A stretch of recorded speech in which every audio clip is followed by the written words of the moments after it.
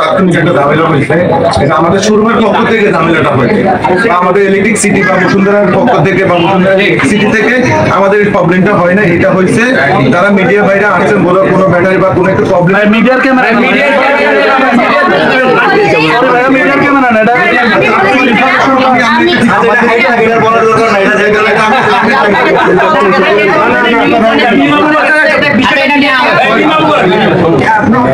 কিছু থেকেই হতে পারে, বাট আমাদের আজকে মতোই যেন ওইটার জন্য আপনাদের সাপোর্ট দরকার। আপনারা এসছেন, এই জন্য আপনাদের অসংখ্য ধন্যবাদ। পরবর্তীতে সেই জুটিটা আর সামনে আগায়নি, আপনি হারলানের সাথে যুক্ত আছেন, ভবিষ্যতে দর্শকরা সাকিব এবং মিম জুটি আবারও দেখতে পাবে কিনা? এটা ডিপেন্ড করছে ডিরেক্টর প্রডিউসার তাদের উপরে। তোমরা যদি মনে করো উচিত ওই রিলেটেডই কথা বলো। আমরা তো ওটাতেই স্টার্ট করছি। আমরা না এখন সাংবাদিকরা কষ্ট করে বসে আছে 3-4 ঘন্টা, যদি দু একটা কথা শুনতে চাই।